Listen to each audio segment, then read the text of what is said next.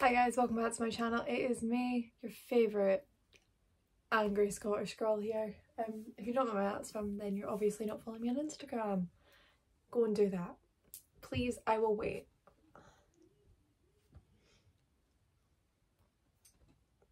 What are you waiting for? Now that you've done that, I am here to give you a video that I tried to film earlier on this week, and I'm kind of glad it didn't work out, because whilst the little script I have in front of me is very negative, I can add a few positives from this week and give you a nice little balanced Chelsea video. If you couldn't tell from the title, it's going to be a video about Chelsea. First of all, can I just say thank you for the support on my last video, where I was very much in like 20 minds about what, you know, where I was going with this channel, and if you guys wanted to actually, you know, see Chelsea content. And I'm glad that not that you were closed off. I'm glad that you were like, just do what you need to do, and if it works it works, and if it doesn't it doesn't, because Eurovision content will be here, it will stay, it will be here, and it's not going anywhere. The Chelsea content is just to kind of branch out and really give something else that I love a place and a little space to talk about. And with the season coming up literally on Saturday for us, it's a terrifying time, and I wanted this video out before our game against Everton away, which is going to be part of this video. I'm going to talk about that game. I'm going to talk about the transfer window, because it wasn't looking too good, but we're slowly getting somewhere, slowly but surely. And I'm just going to give my overall thoughts and predictions about what I think we're doing this season. I'm going to first talk about the game on Saturday, because that's going to link into the transfer window and signings and the team.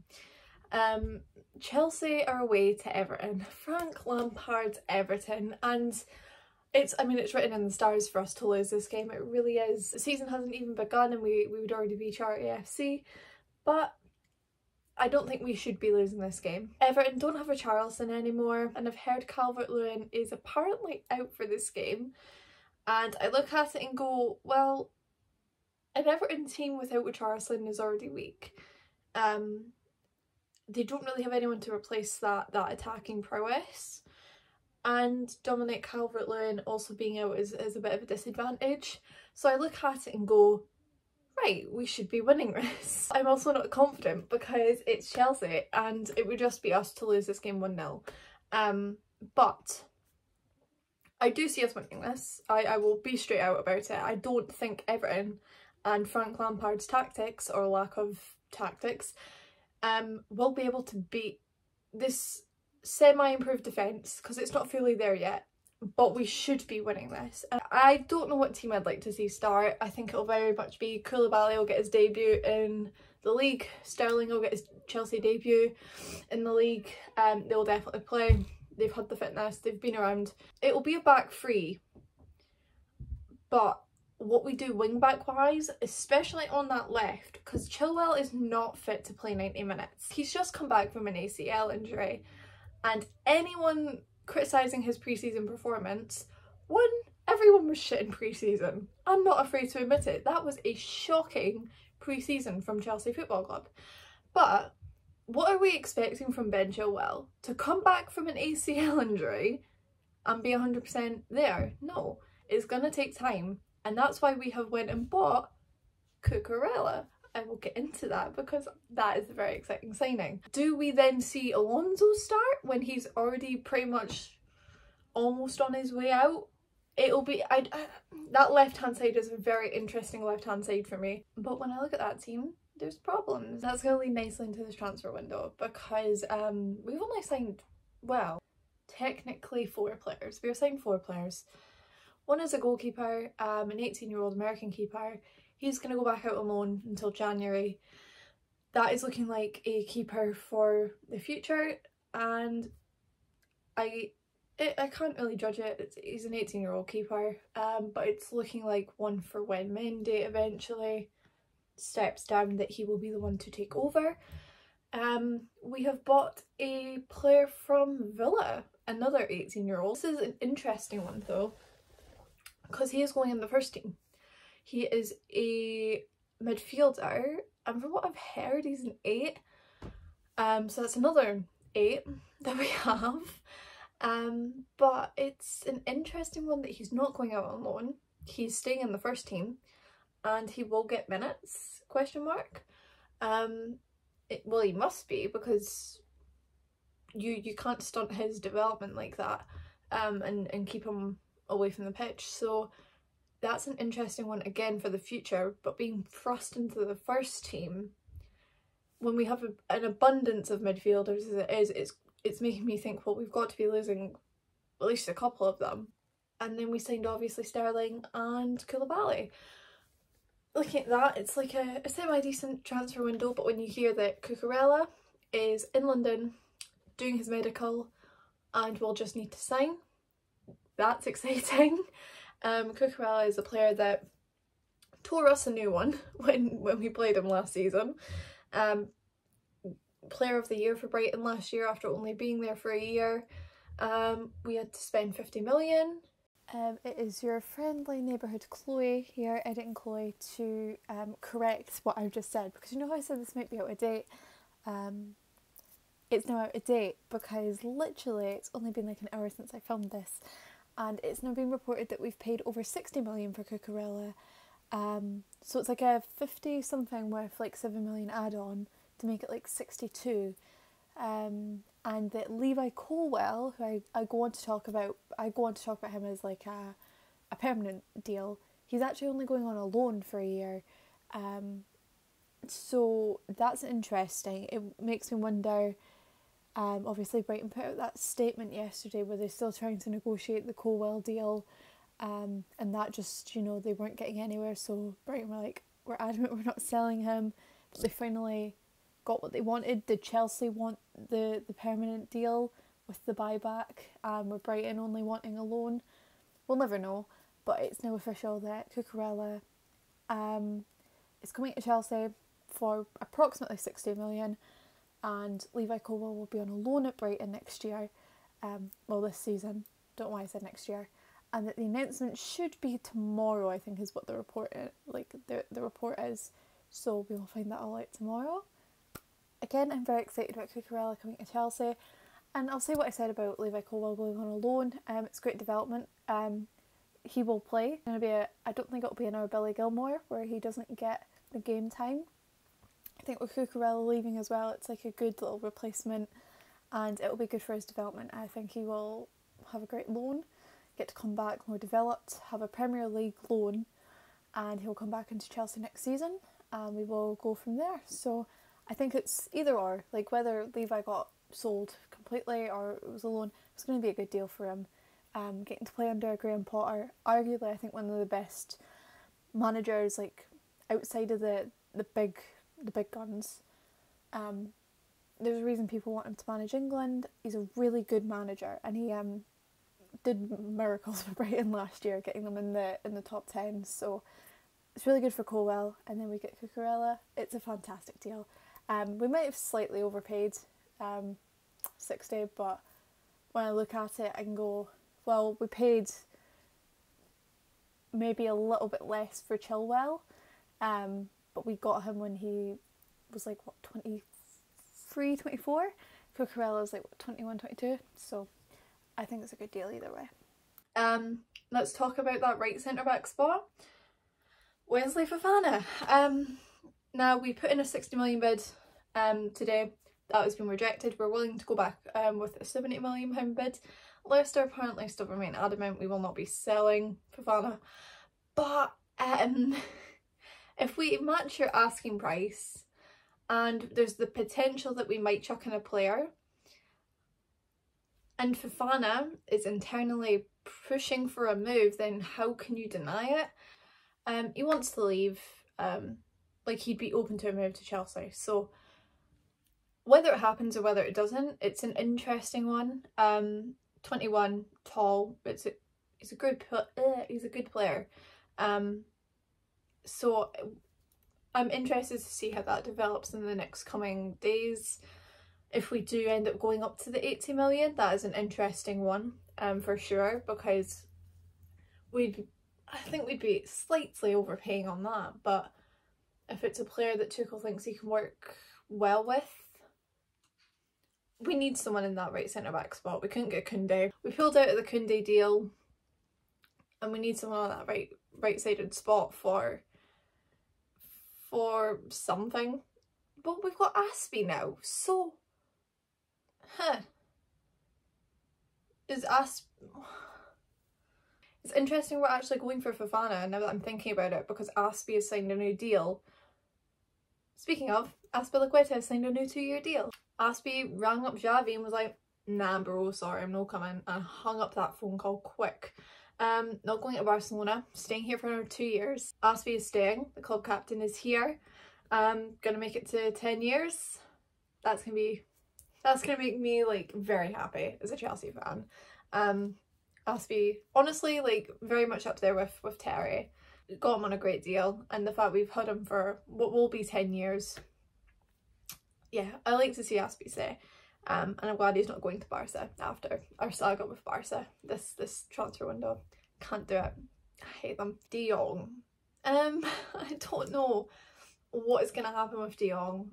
Whether he goes to United, if he comes to us, he's got a hefty price tag and a ton of wages that he needs to be paid, because Barca are just taking the mick. Taking the mick.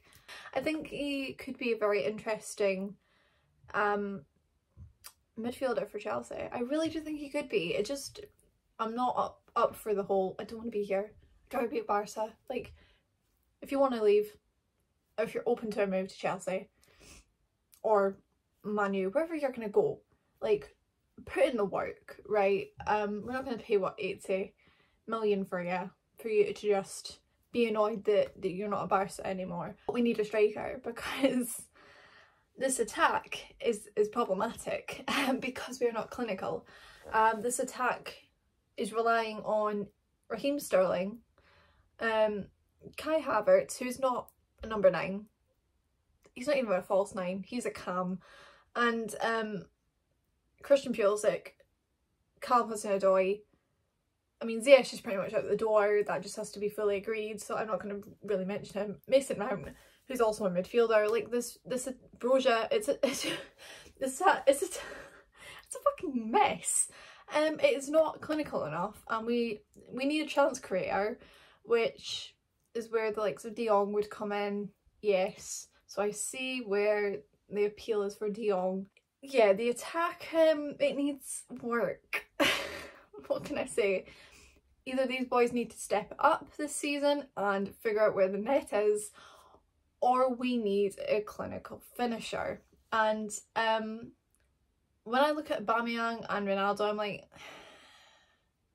even Depay, I'm just like, it's not a striker's market. It's really, we're not gonna get the next best thing, because City have done that. So I look at it and go, we're gonna need someone to fill the gap, and just like, let it be someone good for Broja to learn off of. We have a good history of taking in ex-Arsenal players and them working well with us, and it just not working well the other way. So if Aubameyang did come here to Chelsea, 1, maybe he would have a point to prove. 2, he's worked under Tuchel before.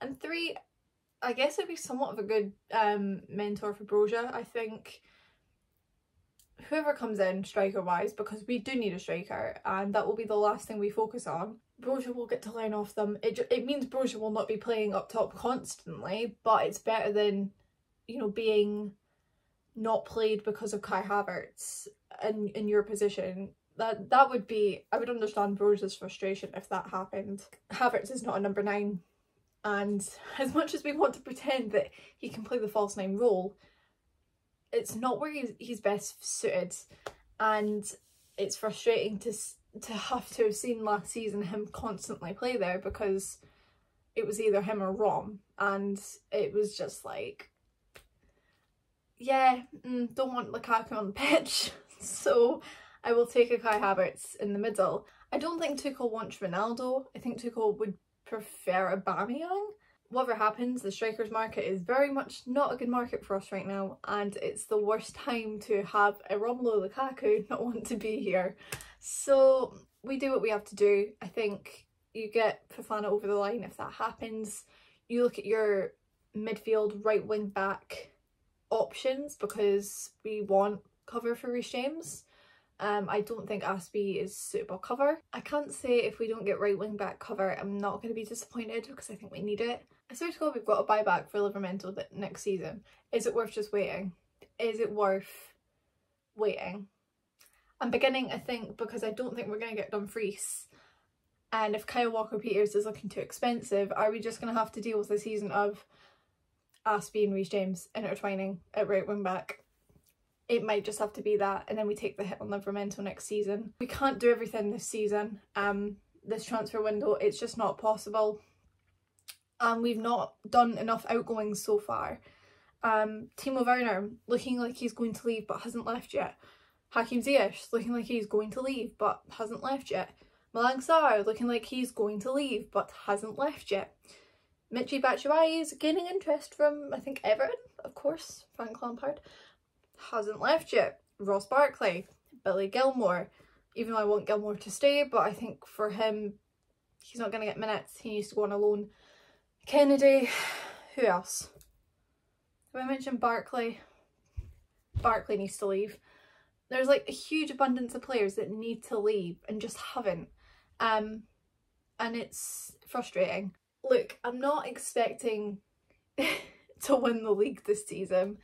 I'm expecting, I don't want to say it, top 4, because it's terrifying to say it, but when I look at the way we're shaping up Cuccurella, potentially Fofana, maybe De Jong if that happens, which would be a big fuck you to United, and, you know, an attacker of some sort, a striker, I would look at it and go, right, if we get everyone out that we need to get out, top 4 feels a bit more comfortable, but I can't say that with certainty right now. I can't say it because Tottenham have Conte, Arsenal have had a good transfer window. I hate to say it, but they have.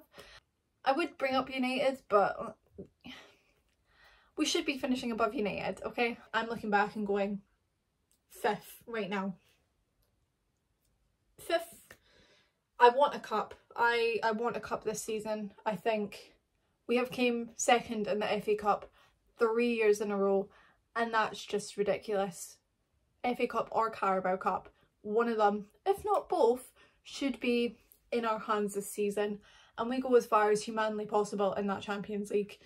My hope is 2 cups in top 4.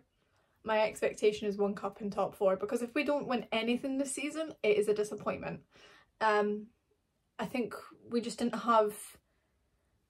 I look back at those 2 finals and go, if Lukaku was firing, and if that offside goal that was onside was given,